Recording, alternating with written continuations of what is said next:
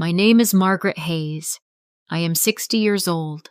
I live alone in a small, quiet house in Portland, Oregon. Many years ago, my husband left me.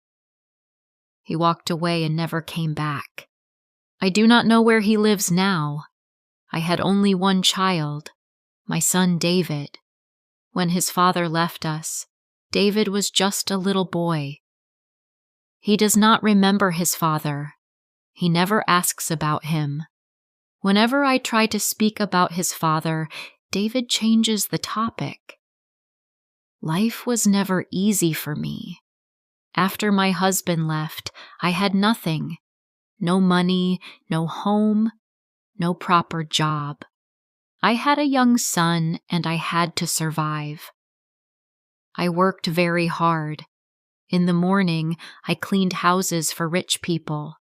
In the evening, I worked in a bakery. My hands were always tired. My body was always weak. But I never complained. I wanted my child to have a good life. I gave up my own dreams. I did not buy new clothes or good food. I worked for David. I paid the rent, bought school books, paid bills, and cooked food. Life was heavy, but I carried it with love. David grew up. He became a fine young man. I felt proud when I looked at him. I believed he would always stay by my side. I thought he would never forget my love. But life changed when David turned 25. One day, he told me about a woman named Samantha. His eyes were happy when he spoke her name. He said she was kind, beautiful, and full of life. I was happy because he was happy. The next Sunday, David brought Samantha to our house for dinner. At first, she seemed polite.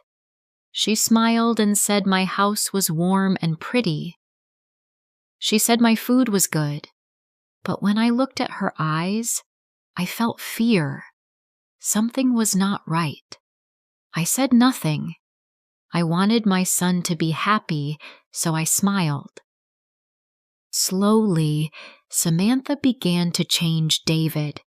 She was clever. She never insulted me directly.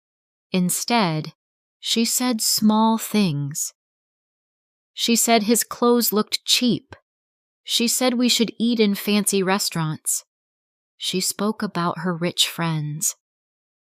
David began to change. He stopped meeting his old friends. He started dressing like her friends.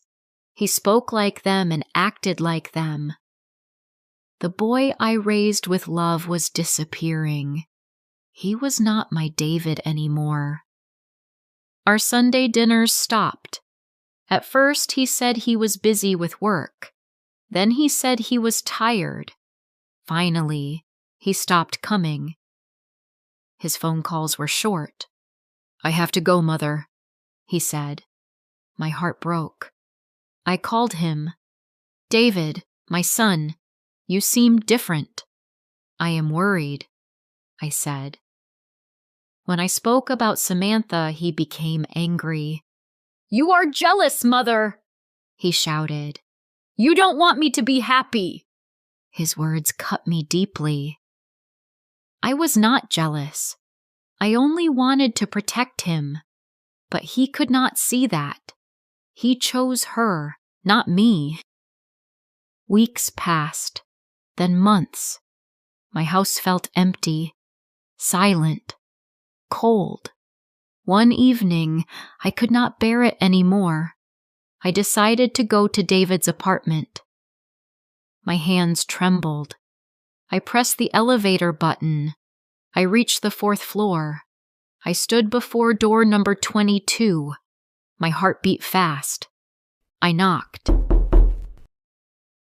The door opened. It was not David. It was Samantha. Her eyes were cold. Her voice was sharp. "Hello, Samantha," I said softly. "Is David home?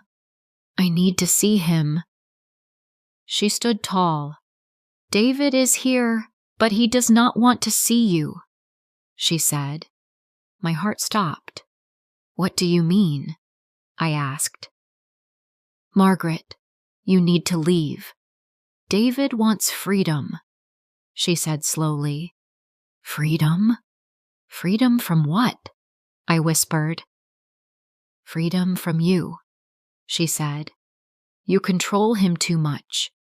He wants to live his own life. Tears filled my eyes. I was not controlling. I only loved him.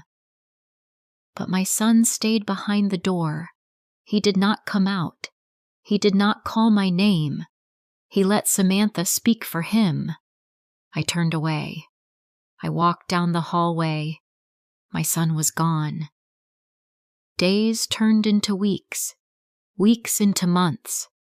No calls, no visits, no letters. Every morning I looked at the phone. I prayed it would ring. Every evening I looked out the window. I hoped his car would stop in front of my house, but he never came. People in the street whispered, maybe she was a bad mother. I wanted to scream, no! I loved him with all my heart, but I stayed silent. One morning, I opened the newspaper. My eyes froze. David Hayes' name was in the article. Samantha was unfaithful. She had been with another man, David's best friend. I dropped the paper. My heart bled. I wanted to run to David, to hold him, to protect him. But I remembered his anger and rejection. Fear stopped me. That evening, there was a knock on my door. Nobody ever visited me. My hand was shaking as I opened it. It was David. He looked broken. His eyes were red and swollen. His face was pale. He looked like a little boy again, not the proud man who had left me. Tears ran down his cheeks. Mother, he cried, falling into my arms. Mother, I'm sorry. I'm so sorry. I hugged him tightly. My heart healed in that moment. I did not see the man who hurt me. I only saw my son. He was home. Now David lives with me again in our small house. I hear his voice every day. My nights are no longer filled with tears. I sleep peacefully knowing he is safe in the next room.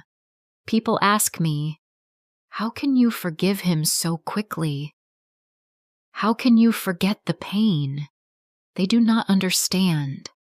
A mother's heart is different. When I look at David, I only see the little boy I raised with love. Families hurt each other, yes, but families can heal. Love is strong enough to bring back what was lost. And I will never stop loving my son.